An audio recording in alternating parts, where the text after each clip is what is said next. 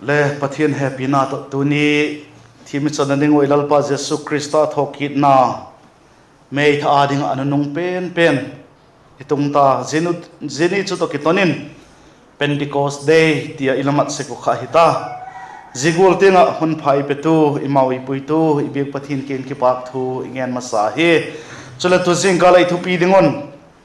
Thagau Thiangtho ti himai hanla Thagau Thiangtho ti thu pi manga pathian thu holim khom ding hi sigen pathian ki thu pi nai chana mal som nai don theina ringin pau chap na neng ka pau chap tiu lungsen na happy na dim jing ka bia kula ka belo pa pathian gilona zeka kum khatung gen meidinga ko meidila umdinga ko layo le happy mama zinga lachapa changkhat nei sun lei hun sol pe ga lachapa kalal pau Jesu Krista sanzala ka gilona teu ngai damna changin gen meidi patin lei hok dama nangma king wangam tung digin lei tan dokta lamin lo pi cho he laking ki pak thu ka genu a he kanisin hin thena dingo poimo te ho lei piek bip hilovin kumtung mal som na kumtung hinna lei piek te ka hi segun avelin laking ki pak thu ka genu a he kumsin le epa la cha te hon la ko chum te hon Pentikos day tia nangman keimau ka chango umdinga lei phalpo la Thagau Thiangtho nangman keimau ayum pi jingdinga leihung sol piek na ni leihung piek na ni tin lim laki pak takmai kalalop se ku himale tu kumte ho in la cha te ho mun khathong tai khomin jipram te chumang theilo lengun le hun pha phat pha lei pe media te ho mang cha in je chanchin pha Thagau Thiangtho kiti thopi manga holim theiring in kamau lei puya avelin laking ki pak thu again a he keima gen tu le ngai thatu ding mi pi te ho zo selung thim ngai to nan thu gen in lang te chu keima la thu ai bang tak le nang ma doi dan taka ka gen do ngai tha mi pi te ho ne la thu tak chu hi bang tak he thiem theining nangin ei pan pi che de nang ma pan pi na kharon kit ba ko he hepa kami mal che to kapoi mo dan dung zui che ton la thuin nang man ei holim pi in tin nang ma holim pi na do yum tak mai kalal pa doi tak mai Jesu minin laking in ka hong don a he amen. Bible chang tel dengon chan chin pha zohanin ala zik bung som le chang som le nga ki pathin som le giet hong sim masang katin azolet na septe bung ni na hong sim ding ka he chan chin pha zohanin ala zik bung som le chang som le nga ki pathin som le giet ting hong siming ka nangun le he piule ka thu piek te zomin law chule keiman pa king in doding katin ama chun thamun padang bang tik laya le laking o jing ding chu hun sol piek ding a he zia chu Thagau thu taka khovelin amu lo le a het lo zeka ala chan thei lo kha a he himale ama chu laking o jing le nangma wa cheng de na hi zekin lehnau he nau chaga golin honu se pong ka laking o hungki ding ka he na septe bung ni na chang khat ki pat chang thum ting sin ki ding ka na septe bung ni na chang khat ki pat a chang thum ting Pentikos ni hong tun pha din amau chu alengun mun khatin ala khomun thakhatin wana ki pat hui ha tak gi tobang hong tunga zia chu na ki chut na in sung chu alo dim tan mei kong ko la kilang le ahonguma ahong ki hom zaga amau ho achang che taw a Bible chang sim thang na teu chu hethiam theidin pa ni chan che don malai som pek tan la tu jing ka la I chan chin pha I gen na dingoi thupi dingoi telo Thagau Thiangtho ti a he je Thagau Thiangtho gen chin na dinga hin thumapui ti danin ka gen nom oma je chu New York copy a tourist center min thang ma jing Niagara Fall kiti khu je chan chin khu a he pathianin je Niagara Fall kiti chu a ding monga la siam le a sak chu a hi hilele lamdang tak maya chun zikin to ma India mi te ho chun gul pilin tak alai lunga chun a je gul pi chun je tui chok tha chu ahong sak a hi ti hi ngai dan anayo kumsin le agamu nungak mel hoi pen ding ti hi a hol dok seko zinungang me hoi pen ning a gin cha ko hol do te ho chu gul pi chu alung na ta akianga mi te ho chong su gen thailo na dingin ti in gul pi ge ga chon ki thoi na in apese ko a hi je chu bangi ti dema Niagara Fall kiti thupi ma jing twist chuak tha thupi tak mai chu India mi te ho chu na kieng to ma India mi te ho chun ala thil danu le angai tu danu je chu a hi midang khen khatte ho ading a chun la jemun chu jegol chun ngai dan nei powa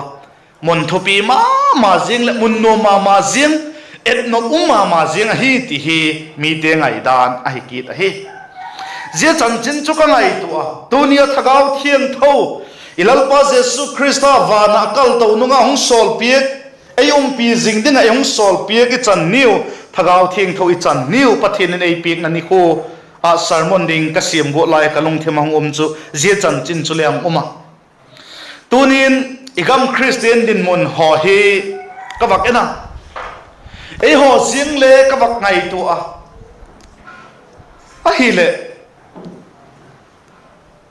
Thagau Thiangtho i koi danu he je Niagara Fall kiti chan chini gen hi to ki bat na lien piumin ka ngai tu a hi Thagau Thiangtho kiti chu khen khatte ho chun ngai sang ma jing India mi te Niagara Fall angai sang gulo chu ngai sang a hi la hi na tak chu hello ma je gul chum hlen kilomin kamu khatnan apani na dinga chon mitam taktia dinga chu mun lo pi et no mun a hi ti igen gola chon aba en nom tak mai te gola chon khen khatte chon Thagau Thiangtho chu mok lok jin mok pak cha jin khoya hung ki pana hem bang tin sa hem ti le he diek lo ngai tu diek lo mok pak cha jin tam tak mai ki tin mu in oma apa thum na dinga chon khen khatte ho chun la Thagau Thiangtho chu vak tu khak jing thei a hi lo le mu a aman ei pui huai jing thei ding a hin agel cha aging chapol le ki be dik lo hi mo Thagau Thiangtho chu wang mu jing thei ding wak khoi khak jing thei ding ei pui huai jing thei ding a vak ging cha jing hi le ki be dik lo hi tu ni ingai tu khom ningo kadai ma jing chu Thagau Thiangtho ku ahem Thagau Thiangtho chu bang hi em Thagau Thiangtho chu pathiana mi pathum te la ka khan pakhat ma alahi ma Thagau Thiangtho i het khil na ma jeng khat chu amin hi mitam tak mai ten i het khil naw khat a hi mitam tak mai te ho chun Thagau Thiangtho ki ti chu mi hin gol digin aging changai thei po angai tu thei lo a hi Thagau Thiangtho chu a hat thil hi thei khen khatte bom chun thi tha gol phantom gol le ma bang ti dia ma thil hi thei mong jin bang tem kana force jin gol digin mitam tak main agel a hi Zebep chi lovin mitam tak mai te ho chun Thagau Thiangtho ki ti chu pathiana mi pathum te la ka chun le mo an neu pen a hi lo le an niam zo golin pa pathian le cha pa pathian sang le neu zo niam zo golin ngai dan anei se ko je ngai dan te ho hi diklo hi la hi ti tunin i het thak din loyom ka sama ma jing hi je ngai dan te kha diklo hi la hi khawm ma jing kit khat chu je hi a hi pa pathian itile a structure ding ti chu amel put ding dan alim ding dan chu ium sak theyo cha pa pathian Jesu Christa itile le ama chu taksa le humpiang ma hi jegin amel put ding dan a structure ding chu ium sak theyo igel theyo ahin la Thagau Thiangtho iti takle ama gol ding chu sak thei lo ma zia gual hi na ti ngai dan nei the lovin iumo da ma zinga hi hui ahem bang ahem khatin ium sak se ko hi ahin la pa pathian cha pa pathian thagau thiangtho pathian amau hi akibang ahiu pathian ahiu ti I het min lo ding a hi pa pathian cha pa pathian thagau thiangtho pathian chu khat a hi ti I het min lo ding a hi chule thagau thiangtho iti phat le thagau chu pathian hi namong a hi John bung li chang som ni le li khoi sima hi le banga ki gena mi ti le pathian chu thagawa hin kola ma bete chun thutak le thagawa bek di wa hi ati thagaw chu pathian hi namong a hi chule thiangtho chu pathian dan mong a hi ti het me lo ding a hi thiangtho buok bek lo pathian a hi ti het me lo ding a hi chule thagaw thiangtho ke ti hin mimal hina nangola mihing khat hina mimal hina ne hi ti I het min lo ding a hi thagau thiangtho chun bangi ti dem ngai tu na anei a hi korin le khat pakhat na bung ni na lam ho ko isima hi le chang som le ni ho kun ei ge na thagau thiangtho chun ngai tu na nei a hi korin thot khat na bung ni chang som ki pat som le ni vak sim leng zia chu pathianin athagawa chun ikingun atak lang tai thagau chun bangkim hol dok seka a hi pathian thugil takte le mihing lung thim chu mihing lungil sunga thagau ma lo chun ko hem he thei ding zigol ma chun pathian thil te chu pathian thagau pan pi lo chun ko ma he thei pu he thagau I chanu he khovel ki pat hi pon pathian ki pat thagau chu hi zoi ti chun pathian ki pat athon na pi ka zia thil te nge chu he thei yu a he thagau chun thil het theina thil hol dok theina ngai tu na anei a hi efesa bung kha chang som le sagilam khoi sim le alagen ki ta hi zia da chi lo in thagau thiangtho chun nop na kipa na da na ti te ho anei the hi nangbu la hi ti gen nop na zik igen a hi aki chin na dingin bible chang tampi aki gen nam le lemun khat vak sim lem efesa te bung li na chang som thum na hin ti na kisika efesa te bung li chang som thum na chun ahin pathian thagau thiangtho chu hi lungai kivin tanani dinga chun ama chun tepte lahi tanga lon pathian thagau thiangtho chu hi lungai kiu in ati chu zira chun thagau thiangtho chu nangma go mimal hi na ne hi ti chu agi chen ma jing a hi ze thagau thiangtho pathian in ehung sol pekhin nangma chun tup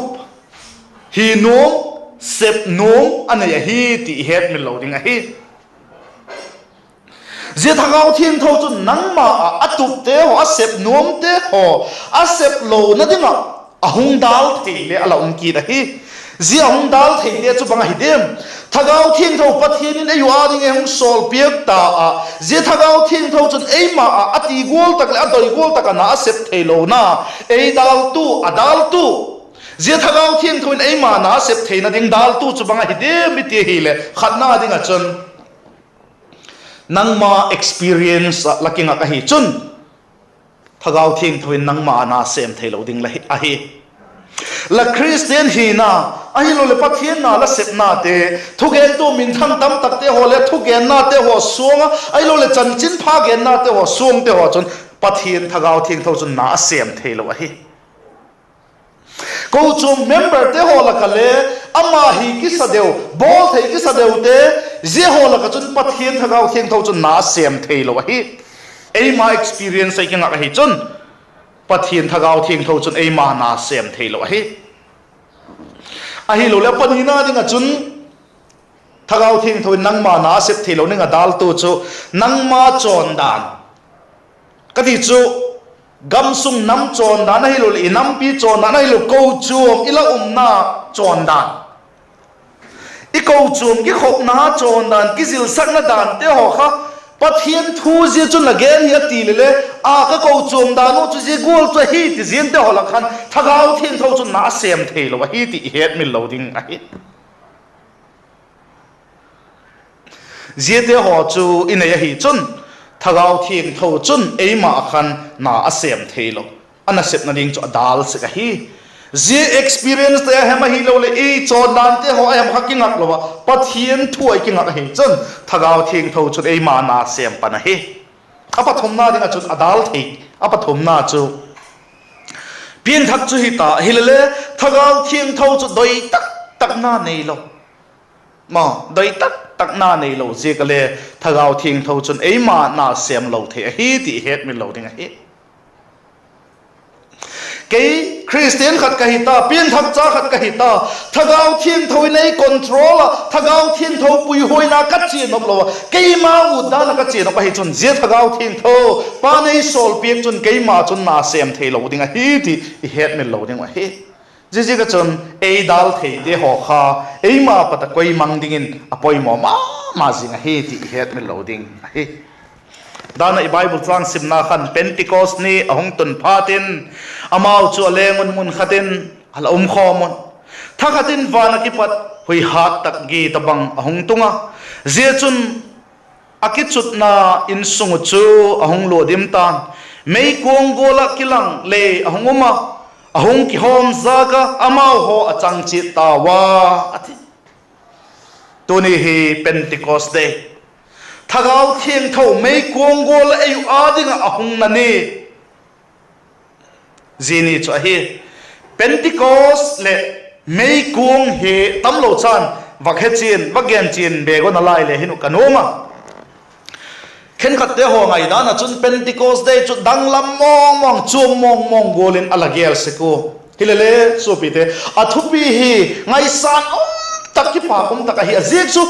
pathianin ayuk a thagau thiangtho chen den saka ei nu se ta loading ngon changa yum ding oi phallo chaga gola yum ding oi phallo em sol pik na ni le ko chum ki ti hung ki pat na ni hi jekin thupi ma jing hi a hen la a thupi isak dan kha bible gen dan gol to ki tok lo khata ala khalo ke ei ma hun hong ai lo le khang ko chum hun hong be bol ei gel kha ei gel khil ding la hi jekin tamlo chan Pentikos kiti le mei kong kiti sum pak gen len kanoma Pentikos kiti he het saw he ni som nga atin na hi ti heba je hi Israel ten kum sangli vel chi ta chun kati cho je cho pindan chungnunga je thagau thiangtho achan niu ki patai ile sim ki a hi le kum sangli vel chi ta chun je Pentikos he alamat wa hitai ti het mel loading a hi thempu te le kha bo bong som ni le thum chang som le nga pat som le gu kho khoi sima hi le ala gen chin a hi ai gupta gama ki pata ahung po dova zini ki pata chu sima ni som nga tin ni khan je Pentikos chu alamang se ko hi ti het mel loading a hi zenia chun pathianin akengun thu athakin again kita pathian thu athakin akengun ahung tung thak kita jegola chun jesu thokit nung ni som nga tin ni achun nung zuite pindan chungnunga om nawin thagau thiangtho chu achungun ahung tung a hi ti het mil loading a hi zeni som nga tin na hi che kan kut amat hunu kha ala hi se ka hi ti khai het mil loading a hi zeni som nga tin ni hin gan cha thisana ki thoya migilo ten gilo na ngai dam na chan ding ti chu ala che danu le ala bol danu a hi ai la thuthung thaka hin New Testament iti thuthung thaka hin chu migilo ten ngai dam na chang na dingin thagau thiangtho migilo ngai dam na chang te chun thagau thiangtho ahong tung ta hi zini chu Pentikos Day a hi ti het mi loading a hi het mi loading a chun Pentikos masapen hi sinai ta nga chun pathinin alamat sakta zenia chun sinai ta nga chun pathinin koma forcing ala bol pu forcing ano pu zihuna chun bang gen pe kem itia hi le ka thu piek te la zapole kami te hin lao alati pathian ka thu piek te la zuwa hi le kami te hin lao tin alagian pika koma force boy thagau Thiangtho chan na dinga chun kami te bangi tidiam pathianin mi doitel chu mi tidiam mi doi na in mi doitel na in ala koi a hi thagau Thiangtho ki ti chu force na man mi pe po mi te doi na in mi te la doi dan dung zuin je thagau Thiangtho khan na asep saka hi ti het mi loading a hi sinai ta nga chun pathianin Pentikos achun thu som pi khuda zikin alapi thuthong thaga hin chu ilung thim sungun azik ta hi suama hi dalovin ilung thim sungun azik ta hi thu pi chu ilung thimun azik ta hi korin thoni na bung thum na phi ismahil again chin mama zinga chang ni le chang thum na hin again chin mama zinga nang mau hi kale khabu chula hiu kalungil sungo ki zik mizo si het le sim chula hiu hi krista lekha keimau zik lekha tu ya hilo pathian hing thagau azik suang pe ka hilo lungil suang pe ka ki zik chu la hi zo hi tia kilang tangala alati chu tu som pe khoda zikin suang pe ki na pe po ilung thimon azik ta he ti imothe a he ni som nga tin ni thil tung te wa gen na lai le hin sinai ta nga chun jin ni som nga tin ni Pentikos amat naw chun mi sang thum ala thi wa hi bangje ka thi hi vemi te hi le milim pathian bong no lim te ho ala biek je ko thi a hiu ti I he tu a hi ai la thuthong tha ka hin Pentikos de ya chun Pentikos ni ya chun Peterin pathian thu chan chin pha again na chun mi sang thum lam hil pian thak na ane yu a hi ti imuki tu a hi sinai ta chun pathianin ka thu piak la zu la kami te hin lao tin ala gena thuthum tha ka hin chu Krista mo dingin Krista zi dingin ei la tel zota a hi ti I het min loading a hi zi ka chun Pentikos day iti adang lam chu mong jing amak mong jing le al hidik po thung lui hun la ya hun so tak chi ta patin alamang ta wa he ti chu imot he he a hin la ei ti adinga wang phat aum na chu je thagau Thiangtho ahung sol pen he thung lui hun la ya chun mi te thagau Thiangtho in aum pi a gil lo ta ko la phat lo ta ko la thagau Thiangtho chun anu si se ka hi kha sol te ho Samson te ho he to om Davidin le Betseba to gillo la ya kan pathian kenga ama ki pata thagau Thiangtho kha lang mang piang lo ding ala don ngut mu da hi kha ji chu thuthung lui hun la ya thagau Thiangtho in mi te kenga na ala sep dan a hi eyu kenga pathian tuni ei pi khi a hi le chu dana I Bible chang sim na wa khan chan chin pha han je bung som le li na khan again chin ta ei ma wa jing ding je ka chunda na khan thagau Thiangtho chu ei ma gola hi na ne hi dan again na wa khan sunok ki un ei ma cheng ta hi je ka ama doi volume lo hi le ei ma cheng thagau Thiangtho chu nok sik a hi je ka chun ei la ei nu si thei talo aum jing jiang ngai ta hi je ka chun ma hok tam na ni ding a tep te na hi tak je ka chun ei nu si thei talo hi jegin nok the hi ti chu imuthei I he thei wa hi lo pi ma sing a hi Pentikos to ki sai vak gen ki thin nan chule mei kung ki ti tam lo chan vak gen ki len kanoma mei kung ki ti a hin pathian hi vel zali lam ve he ama a hi na ki gen na in alamanga pathian in mei hi suk Thiangtho na in alamanga chule veng bit na in alamang ki ta chule ama ong nge hi ti he na in le alamang kita chule Vaiphei na in le alamang kita hi mei chu pathian thil hi theina a hi ti I he thei imu thei a hi suk Thiangtho na amat na chu peder kha khatna bung khatna chang sagina lam kai si mahile ei gen chin ma zenga chule veng bitna amat na hi Exodus podona thubung thumna lam khai si mahile chang khatna khan ei gen chin ma zenga ama nge hi ti het na dinga chun le hebrai bung so mani chang kulamo khale si mahile ei gen chin pathian thili theina mei chu pathian thili theina klatna hi dan na septe bung ni na to isim na khan le ei gen ahi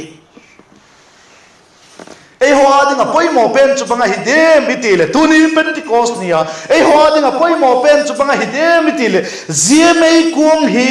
la nei na em zia thagau Thiangtho chu nangman la nei na em ti hi ei ho adinga poimo ma jing khat chu hi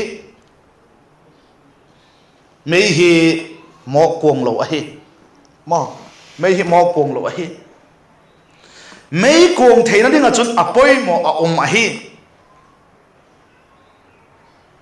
je mei cho kuang tak le a kuang sak ding kha zingai ahi achuti lo ahi chun mit jing se ka hi je gola chun thagau lam adinga chun apoi mo ahi nangin Thagau Thiangtho chu pian thakna na in Thagau Thiangtho chu la nei nge hi ti le hen em je Thagau Thiangtho chu kuang jing na em je Thagau Thiangtho chu hong pui jing na em je Thagau Thiangtho pui na chu la zui jing na em ti na hi mo ye chu ei wa dinga poi mo ma jing hi nangin je mei kuang chu la nei na em je mei chu kuang jing na em ahi lo akhumai mai mei kuang lo akhumai mai chun bangati sekale asemte mei tikte adingin mit thip na mit thitui pot na nap tui pot na bepin apang se hi ti hewa hi mei khu dai thu tak le ku he nuam sa ko ma chan nu ki salo hi ai la mei sem pe na kuang le da hil anum chula Thagau Thiangtho nang Christian piang thak cha khat ka hi latia Thagau Thiangtho laki pui sak lova nang ma doi da na Thagau Thiangtho la puya Christian khan la hi na ki suan pia la nop thil phalo le bol ngam te la hi chun la hi chun sopi ada ma zin hiding la hi mi te adinga nok phak sak mi te mit do mi te suthasi hi thei la hi ti la ki het mil lo ding ai ei ma wa chun je mei chu om na em je mei chu akuang jing na em ei ma wa mei kuang jing je Thagau Thiangtho na sep na adal the mei kuang jing ding dal thei te chu bang hi dem khalani thum vel wa gen to le hin khatna ding a chun git lo na im guk la na hi chun nangma mei kuang thei lo ding a he kati chu git lo na im guk la na hi chun Thagau Thiangtho chun nangma na sem thei lo ding a hi ti le het min lo ding a hi Psalm number som guk le guk chan som le git na lam khola sim le chin again chin ma jing apani na ding a chun lulul na lo chal na mo ma ni ki thep na zigol mi chu hi chun Thagau Thiangtho chun ei ma na sem thei lo ding ti chu je mei chu kuang lo ding a hi jol le thot phat na bung khat chang gi nan alagen a hi pathum na ding a chun ma ni ki thunun lo na ma ni ki thunun lo Bible sim ding ti long thima doi na nei hil le sim pe ma lo ma bao chap ding cho phai ti he bao chap man lo bao chap pe lo ama ki thunun lo thil phalo hi ti he bol da tang ka ti thau hilele wa bol khazel wa bol zel je chu ma ni ki thunun lo je gol te chun Thagau Thiangtho na sem thei lo hi ti het min lo ding a hi ai le je Thagau Thiangtho chu bang ti chan ding ai lo le je Thagau Thiangtho chu je Thagau Thiangtho chun ei ma bang ti kuang jing thei ding je Thagau Thiangtho chun ei ma bang ti le na sem jing thei ding gilo na kisik na mo sapten repent ativa gilo kisik na lanaya mo lalung lahung he ki ka hi chun thagau thiangtho chun nangma na sem ding a hi Bible chang sim now na septe bung ni chang som thum le giat lam khai si mahil again chin ma ma jing a hi Peter chun a kingun lalung hayun la Jesu Christa minin baptisma chang leo chin lagilo na ngai dam hin ten ti chun thagau thiangtho thil pi khi changin lao ati chula lalung hayun la ati ma lung hay na yakha apoi mo ma jing a hi lahin khuwa thiloi lo thil phalo la bol khak te kha ngai tu dokin la he dokin la je kha bol kin ta lo ding thupuk na semin la je kha bol da ta le chen nanga chun mei chu kuang jing ding a he thagau thiangtho chun na sem ding a he ti na hi mai chule thagau thiangtho ei ma na sep tak thena ding a chun thagau thiangtho wa dang chak na mo thagau thiangtho ngai nat na chule kei ma hi thagau thiangtho zinga hi ti het na dang chak na pa kha de ya zinga hi kha het na khan ei ma khan na sep thei pan a he ti het mi lo ding a he chan chin phalu ka jik lam khoi simai le thagau thiangtho chu donun ei ti a hi ei ma sem jing a hi kha het jing na dingen chule ei ma thagau thiangtho na sep jing thena nga chun thagau thiangtho chu pak chak ding complain lo ding ma je khan thagau thiangtho ei ma khan na sem thein ten chule ei ma doi dan koi thak na ei ma doi dan ei ma ngai dan a chi jing lo pathian thuin ba genem thagau thiangtho nei holim pina chu je bible ai het the hi je gen bible in ba genem ke ma doi dan to ni ka tup te ai lol kum khada ding plan ka siam te ai lol kum soma ding plan ka siam te chu bible thu to ke tuk nem pathian doi dan hin em je da sukpi the nei sukpi din the na dinga lampi ka gong gal te chu pathian doi dan to ki tuk na em je chom lo hi chun so pi te ei ma chun thagau thiangtho chun na sem thei lo ding a he ti het na lo ding a he je ka chun pathian thu to ki toga isse pa hi chun che hi chun thagawin ei ma na semin tin ama doi dana ei pui ding a he tu ni tampi tak mai gen be nom ka hi hilele chan hinung zo ding ka hi thagau thiangtho hi het khil lo hil ding a he Papathen cha papathen le thagau thiangtho pathen pakhat a hi ti het min lo ding a hi thagau thiangtho chu vak suk khak the hem force a ei no lum le jiang the hem je gola chu gel lo ding a hi je gola chu ei no lum le jiang sak khilo hi ti het min lo ding a hi chule ni som nga tin ni Pentikos ke ti hi thuthung lui hun lai le alamat ngayo a he male thuthung ta kai mat he thagau thiangtho mi tia cheng den ta dinga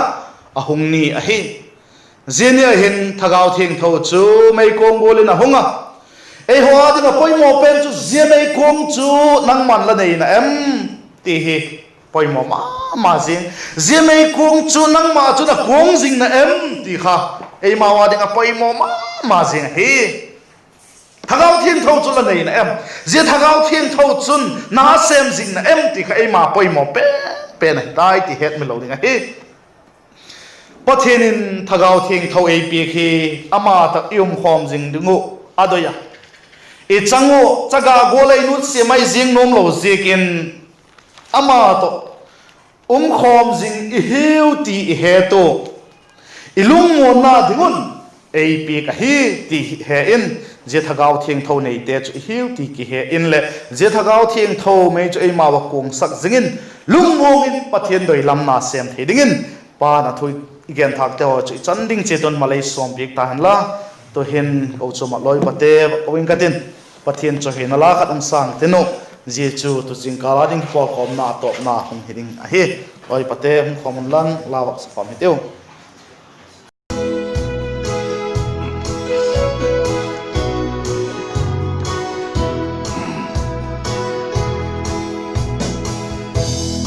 Pentikos ni gual khan ohukam pa kinin la nam chitin zo sia tuang piao galampi aman suatau ui dau kigin la lung zin na lung ngay na hivaringin kung choy kigin la thế na lopi kilo vang thiang ding in mây quang của đêm thằng cao hùng kia tin khi na hồi xia thua ca đã tất xa tê của biết phạc dù cho bằng hoàng tê nang in pui in la kum tuang gam lal na lam hello te hi lung zin na lung mai na hi wa ingi soi ki tin la the na lo pi kilo vang thiang ding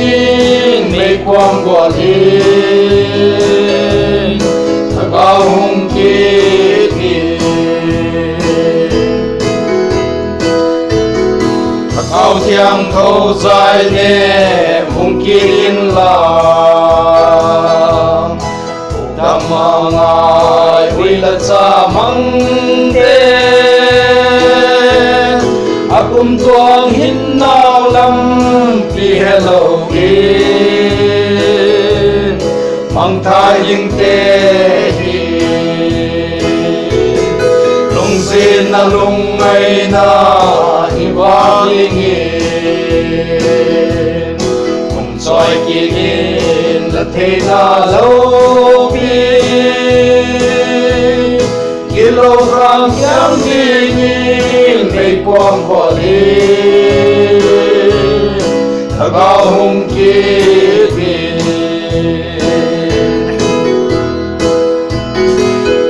so ta lo ching ala dog na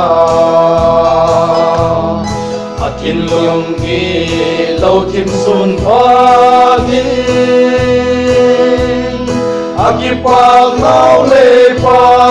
sa tiam sa gi ta koi ke na di lung zin na lung mai na hivaringin soi kigin la thế na lopi kilo vang thiang ding mây quang của đêm Thagau hùng kia